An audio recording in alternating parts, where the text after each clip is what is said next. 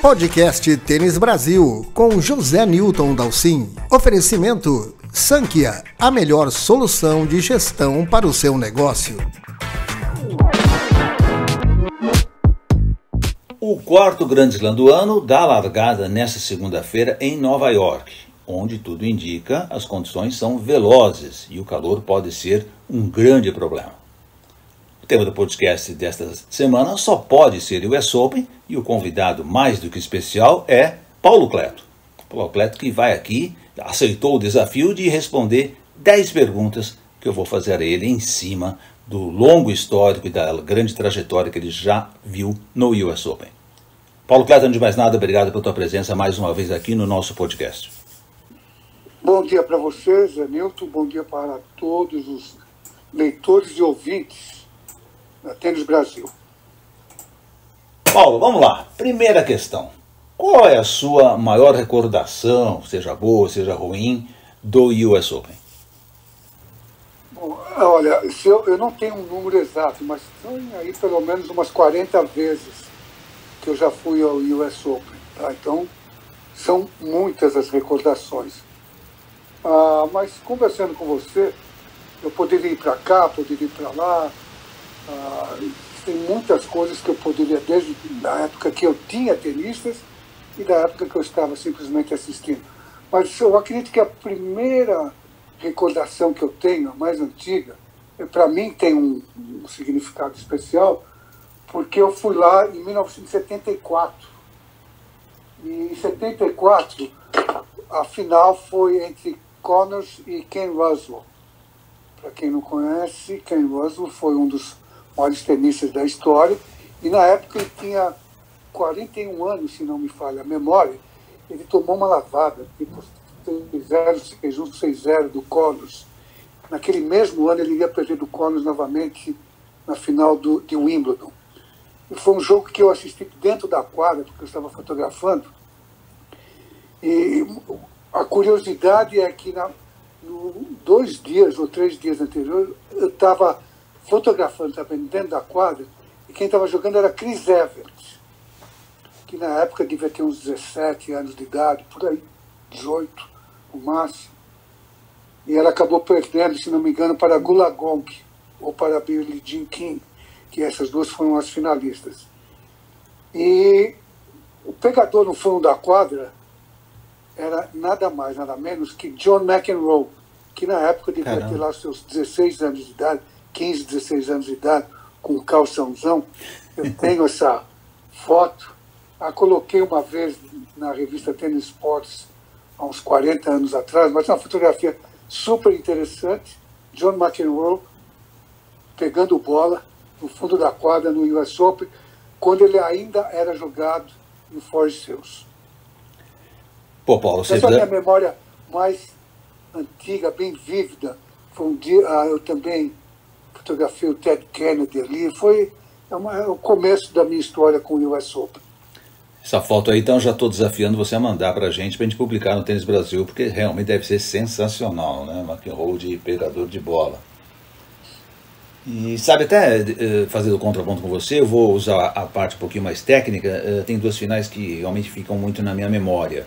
Uma delas, obviamente, é a do Del Potro ganhando do Federer naquele mágico 2009, pelas condições do jogo todo, pela qualidade do jogo, né?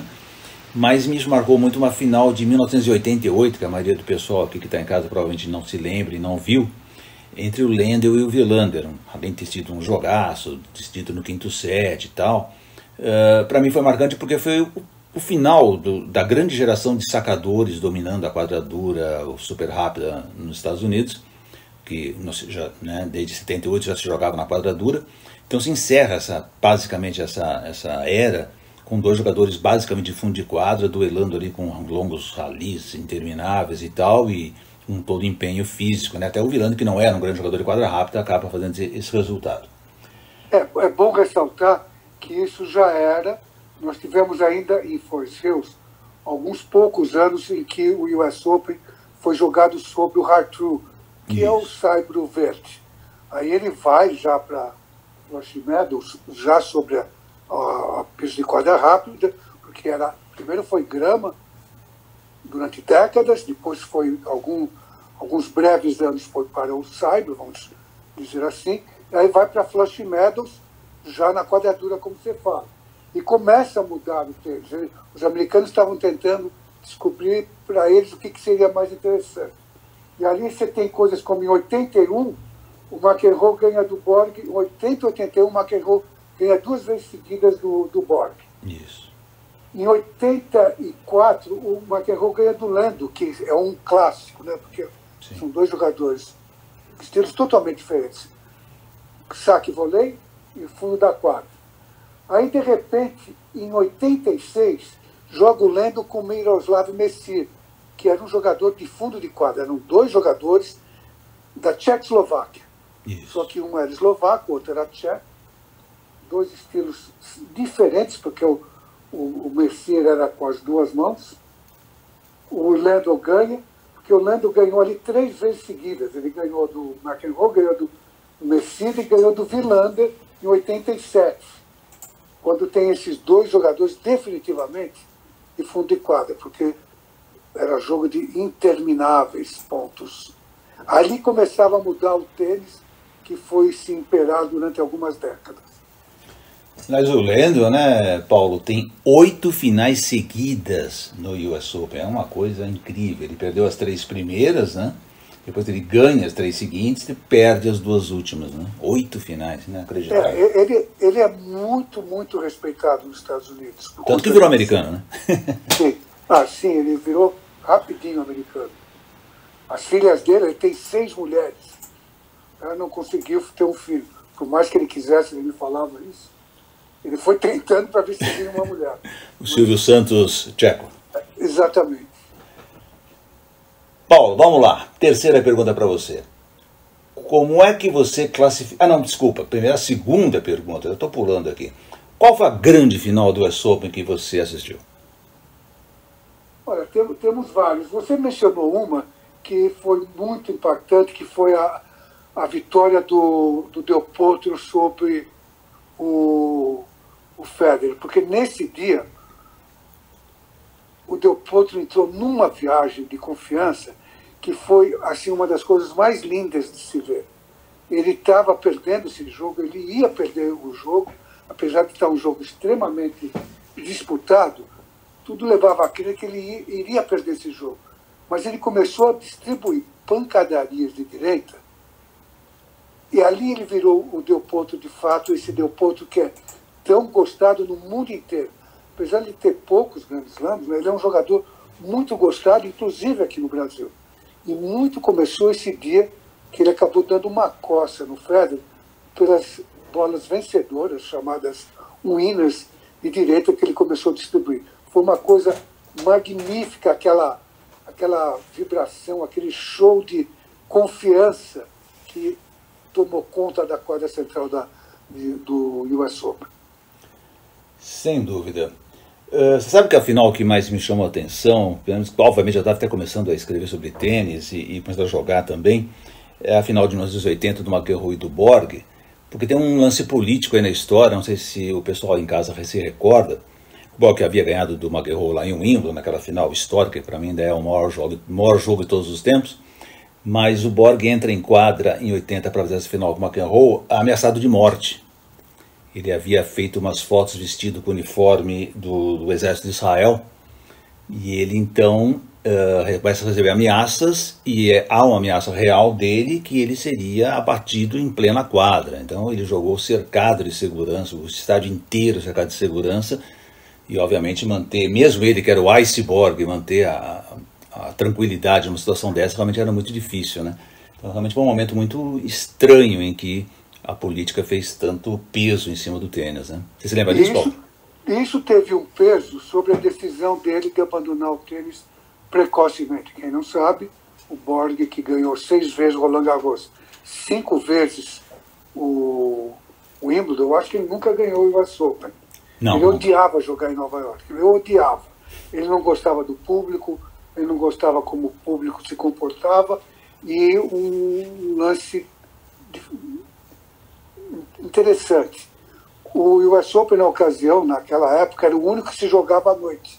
Os outros grandes slams era tudo jogado estritamente durante o dia. E ele falava, eu não quero jogar à noite. Ele pedia ele jogar à noite. Toda vez que ele ia jogar um jogo-chave contra um americano, tipo McEnroe, colocavam ele à noite. Então ele foi pegando esses bodes paralelos que fizeram que ele tomasse essa decisão que ele nunca chegou a explicar, tintim por tintim, porque ele abandonou o tênis no auge, aos 25 anos de idade. Você falou muito de público, Paulo, então vem aqui a minha terceira pergunta para você. Como é que você classifica o US Open se a gente comparar os outros 3 Grand Slam? Eu vou classificá-lo mal, viu? Ele sempre foi o torneio que eu menos gostava de ir.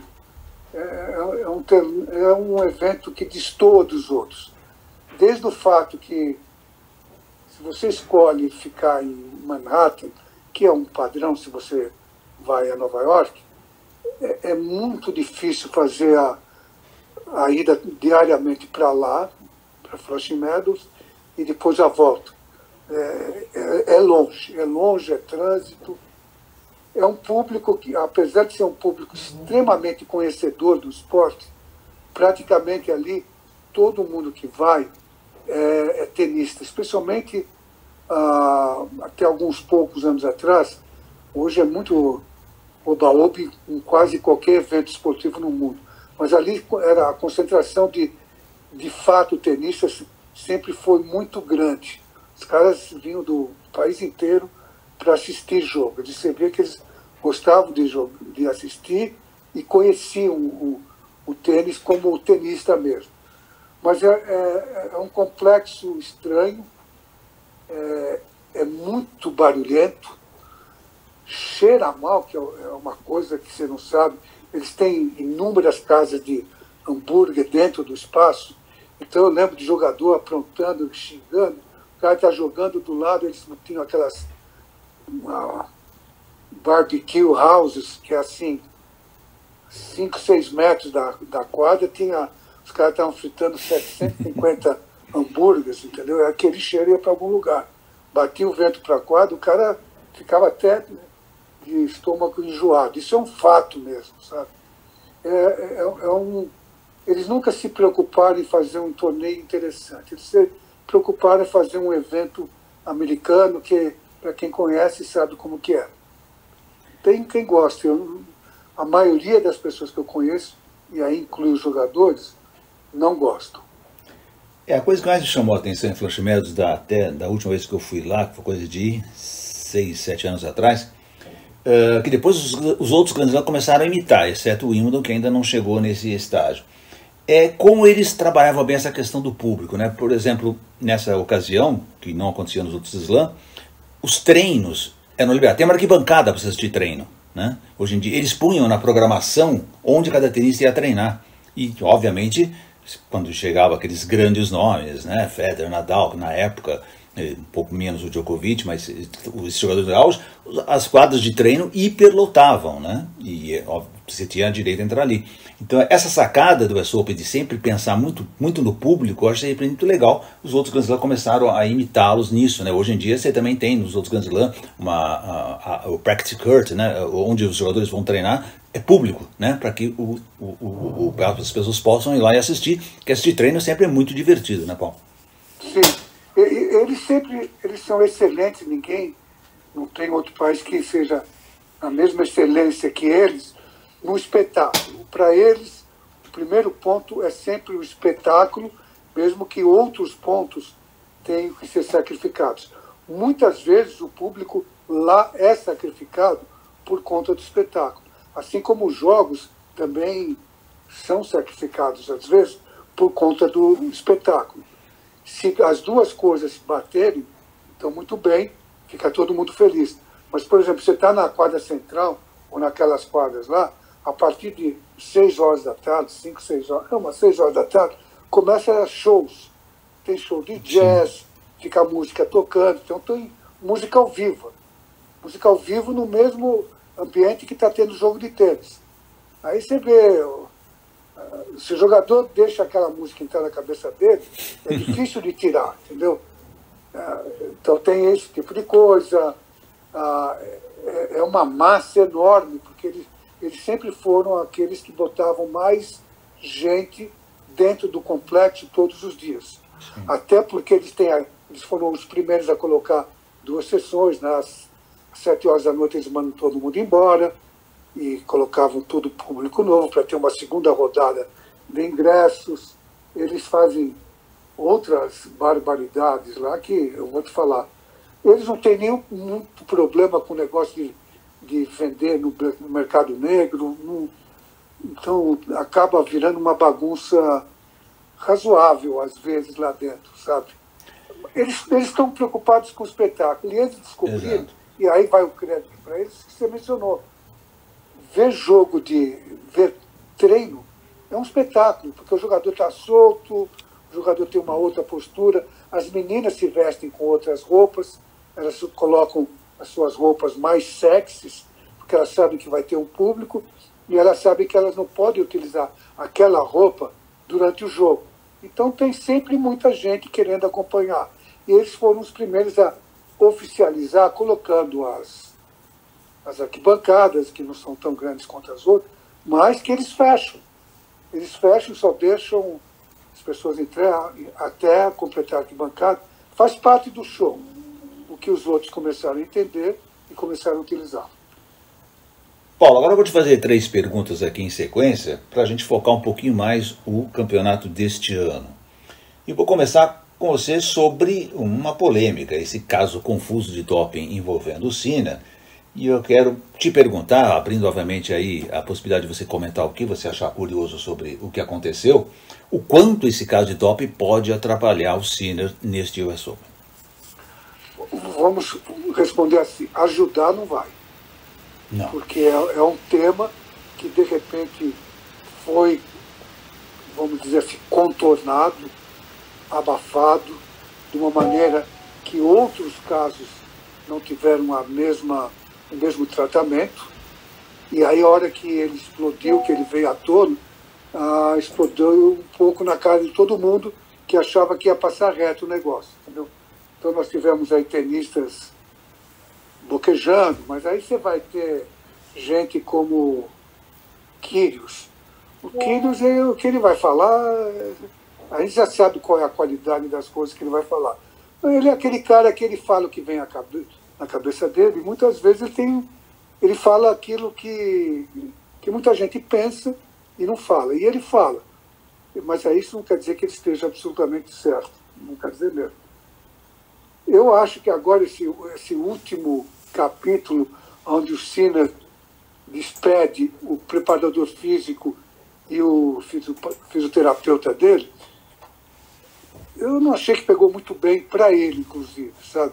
Porque agora ele jogou toda a culpa do negócio para esses dois. E se de fato isso aí foi totalmente involuntário, como eu acredito que tenha sido.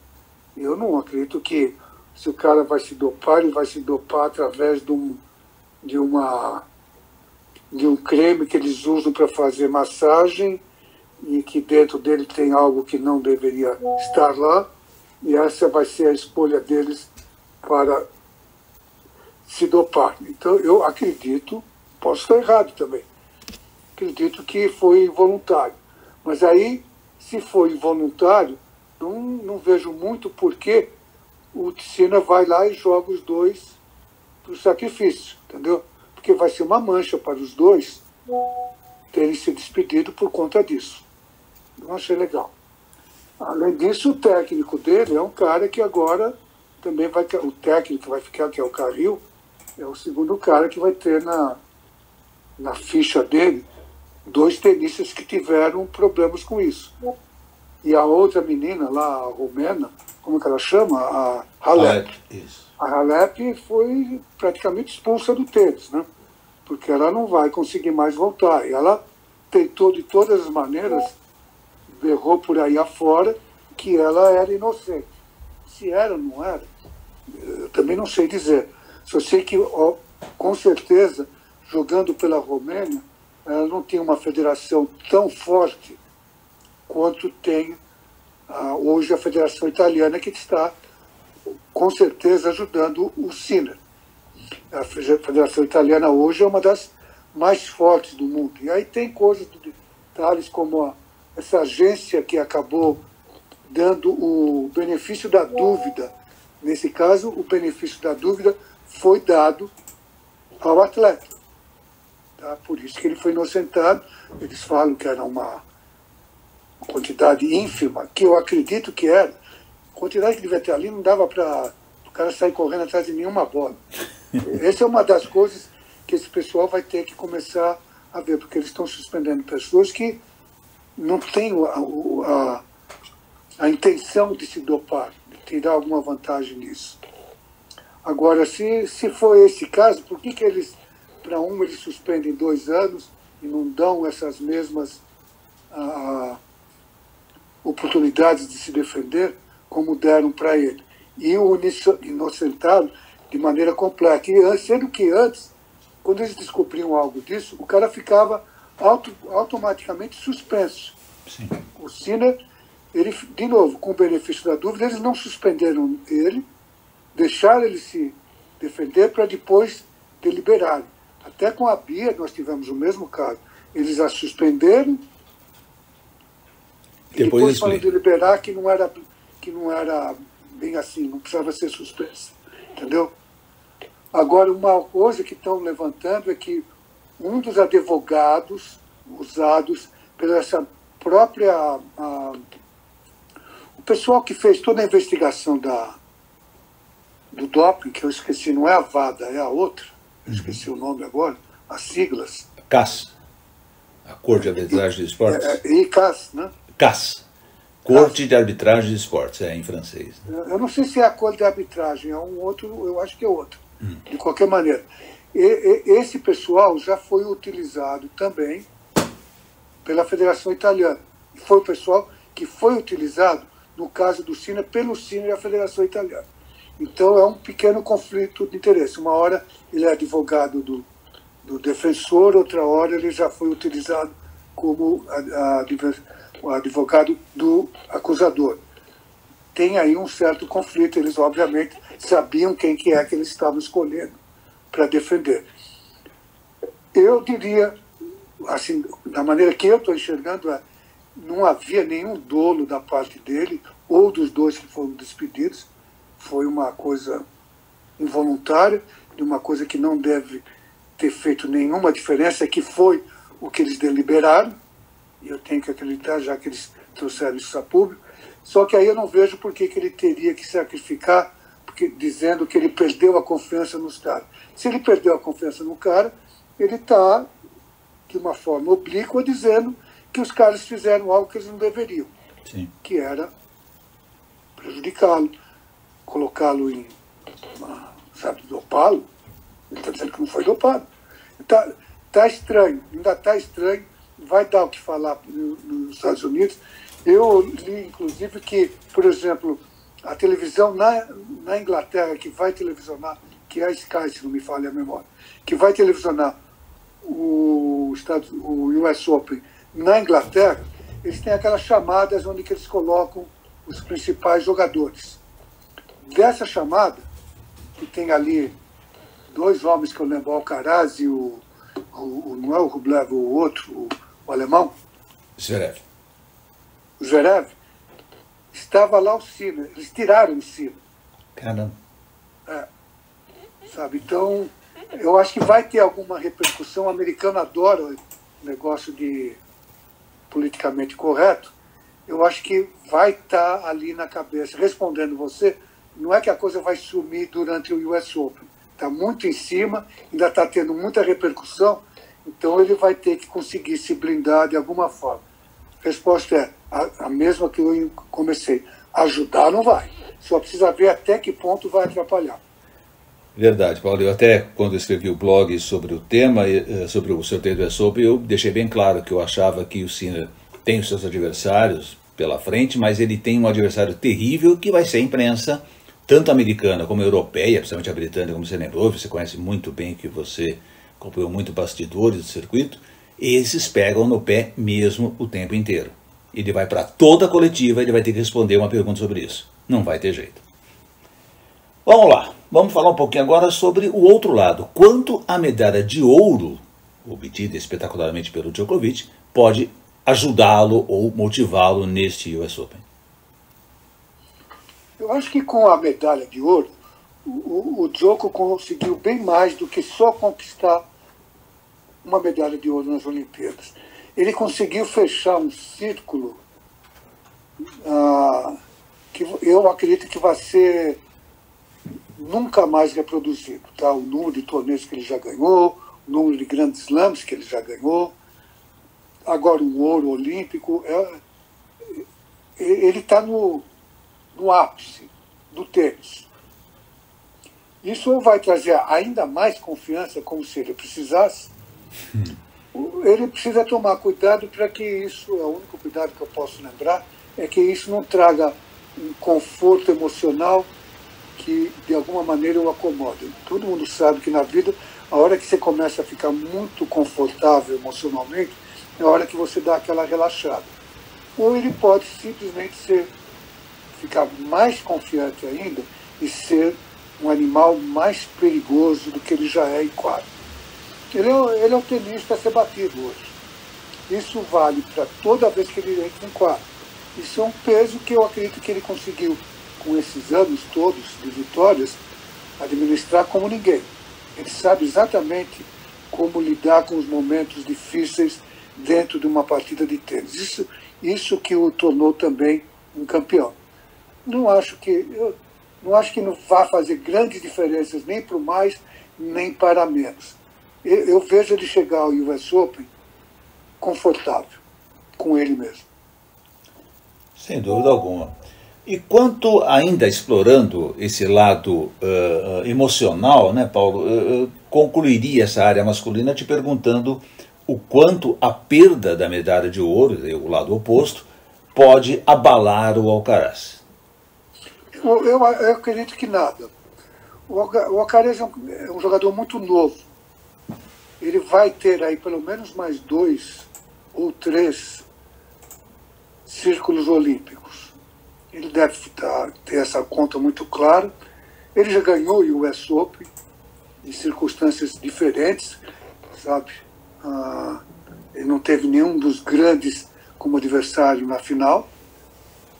Eu acho que ele já deixou esse capítulo para trás e ele chega ao US Open com sangue nos olhos até para ganhar desse que se tornou um grande rival para ele. Porque ele trata o Djokovic com muito respeito. E eu vejo que o Djokovic estende esse mesmo respeito para ele. Eu acredito que eu já vi o Djokovic perder jogo para ele porque estendeu a ele um respeito que normalmente ele não estende a outros tenistas. Mas isso por conta desse respeito mútuo que não havia entre o Djokovic e Nadal ou Djokovic e Federer.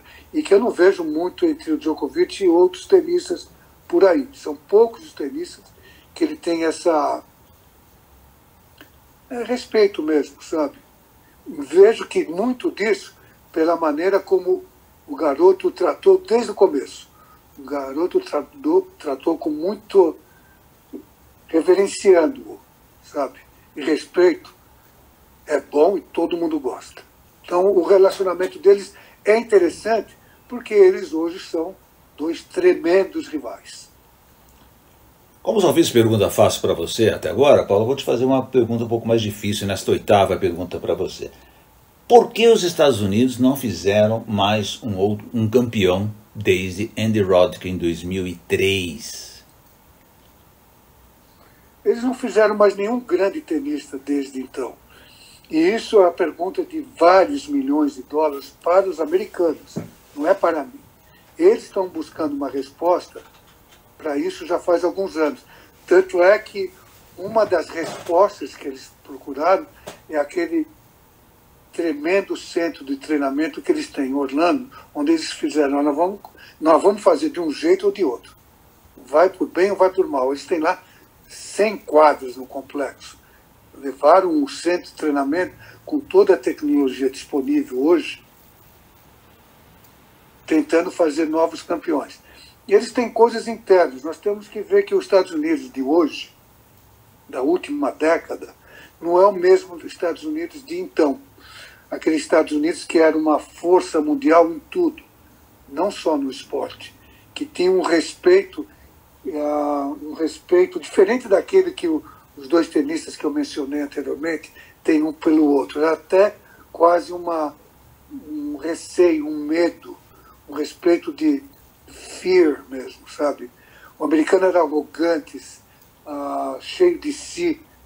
Eles traziam isso também para dentro da quadra. A gente via isso, os melhores exemplos disso nas últimas décadas foram as mulheres, nas figuras das irmãs Serenas. Elas trouxeram isso. No entanto, eram duas negras americanas. Aquele estereotipo do americano, a menina branca e o menino branco dos chamados country clubs, que eram os estereotipos do tenista, eles não têm produzido os mesmos tenistas perigosos que eles um dia produziram. E eu colocaria o Andy Roddick, que foi, mas o Andy já era uma coisa fora da curva. O Andy nunca foi ou um Agassi ou um Sampras, nem em termos técnicos, nem em termos de carisma e nem em termos de resultados. Ele conseguiu, na marra, com aquele reduzido arsenal que ele tinha, que começava pelo serviço magnífico e uma boa direita. O resto era na marra mesmo.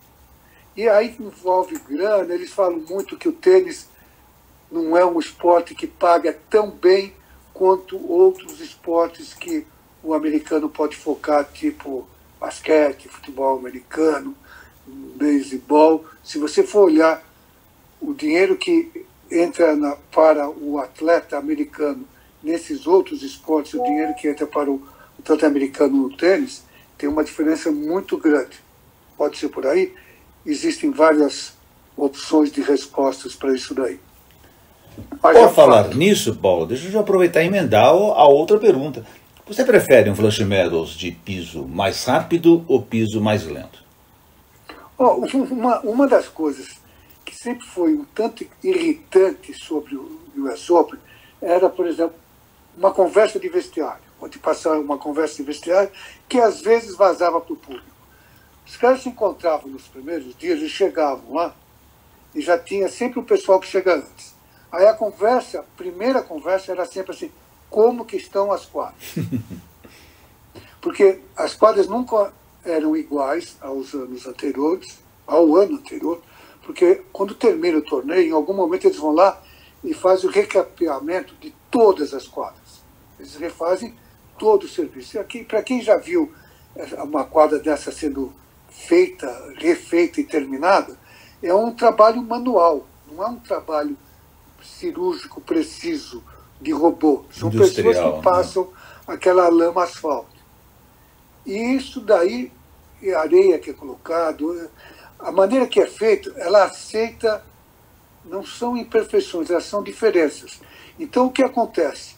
A quadra 13 joga de um jeito, isso não é, aqui os números não são exatamente o que vai acontecer esse ano, é um exemplo. A quadra 13 joga de um jeito, está super rápido, e a quadra 2 parece um sábio, tão lento. Então as quadras variavam muito de velocidade, e isso deixava os jogadores loucos, e faziam com que certos jogadores que tinham acesso à direção do torneio, especialmente os americanos, conseguissem influenciar onde que eles jogavam, por conta do estilo de jogo deles, entendeu? A quadra central, conforme você vai afunilando, o afunilamento é sempre para a final, que é na quadra central. Aquela não vai ter jeito. Se o cara quer ganhar, ele vai ter que ganhar lá também a final. Mas as outras quadras variam muito de velocidade.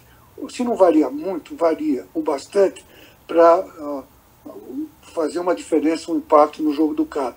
Eu estava conversando com um amigo esse fim de semana, aquele Semenzato, que chegou a jogar o Qualify lá.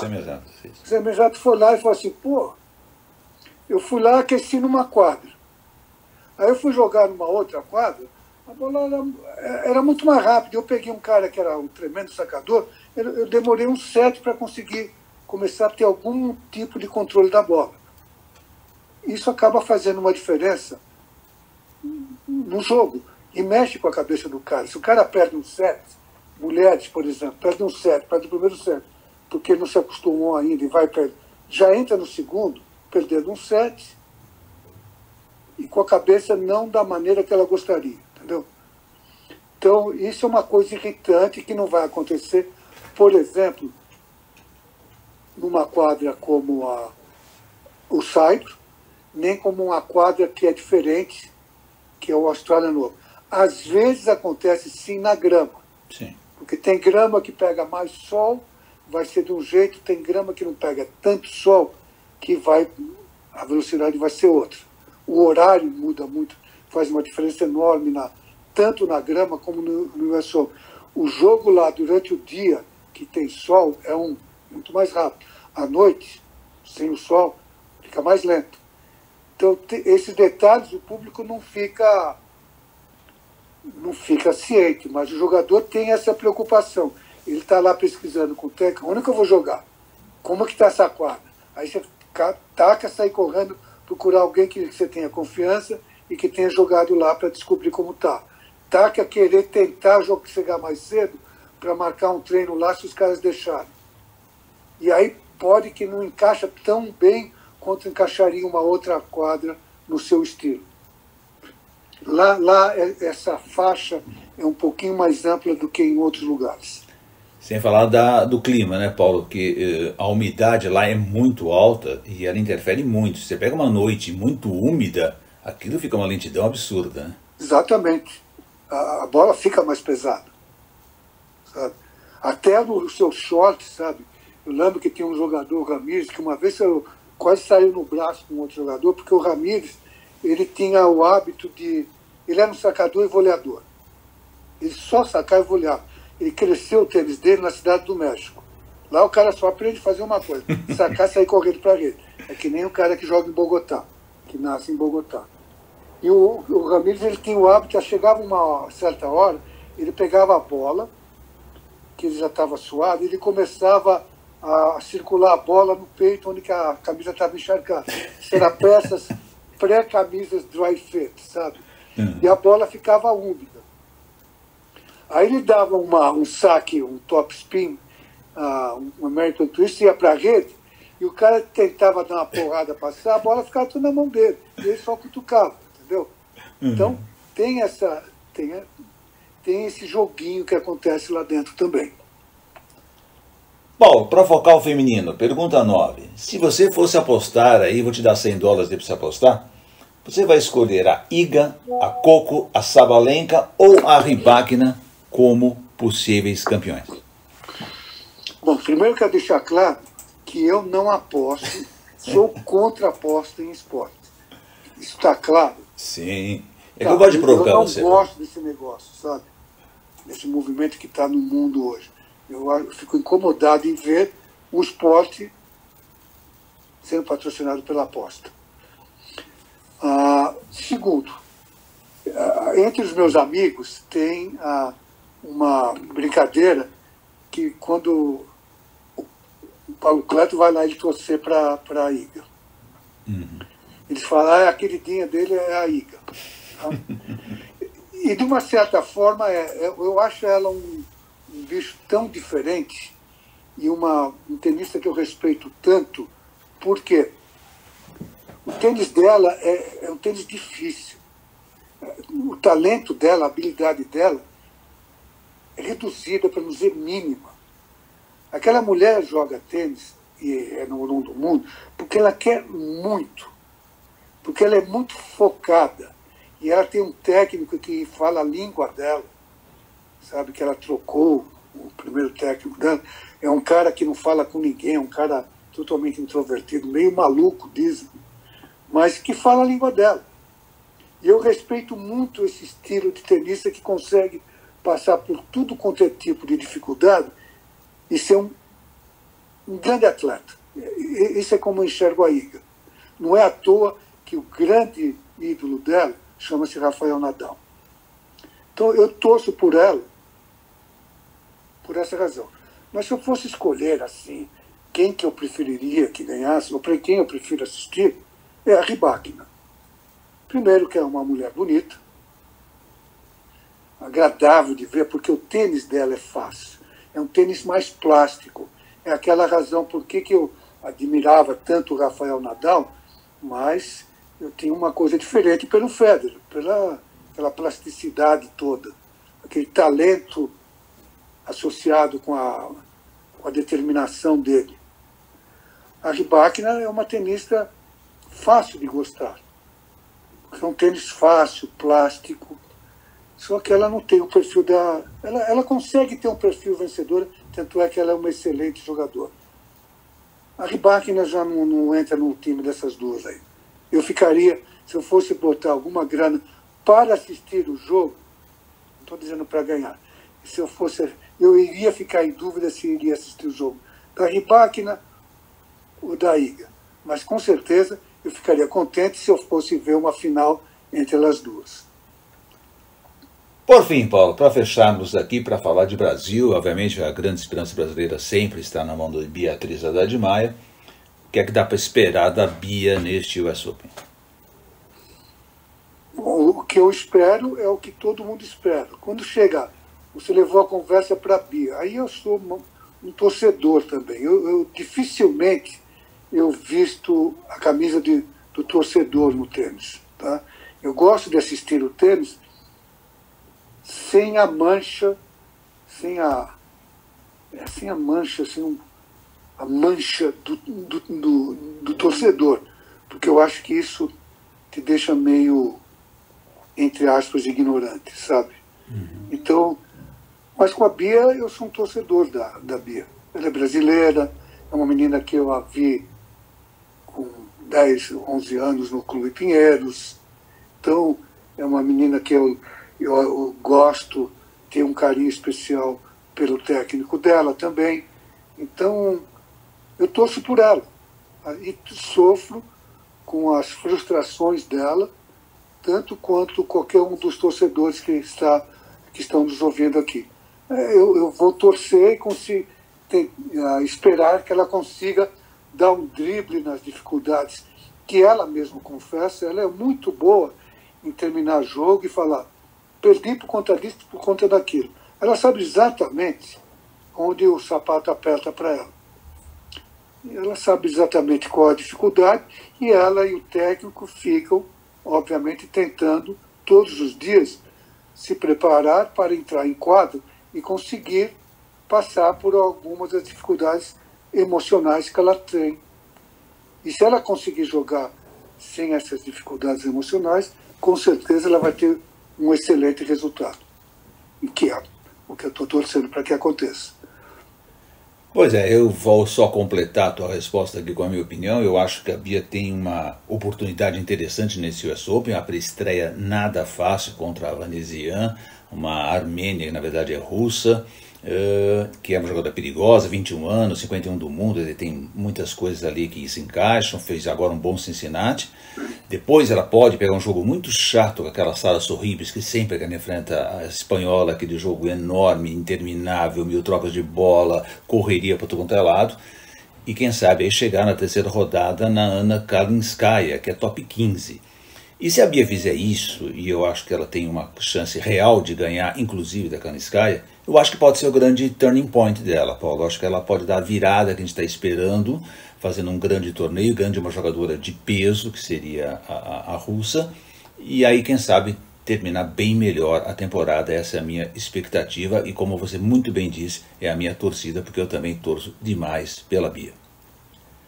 Paulo Cleto, quero agradecer demais a tua presença aqui no podcast, com tanta informação, com tanta opinião, com tanta qualidade, e nos falamos em breve, quem sabe logo após o US Open, para ver se o quanto acertamos ou erramos aqui.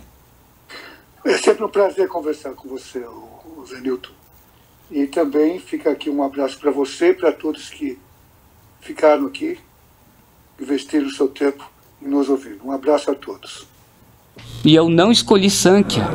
Vacilei, fui mirim. Sinta-se abraçado, Jorge. No esporte e nos negócios, quem tropeça nos detalhes sempre perde. Escolha Sankhya, a melhor solução de gestão para o seu negócio. Sankhya, liberdade para evoluir. Podcast Tênis Brasil, com José Newton Dalcin. Oferecimento Sankhya, a melhor solução de gestão para o seu negócio.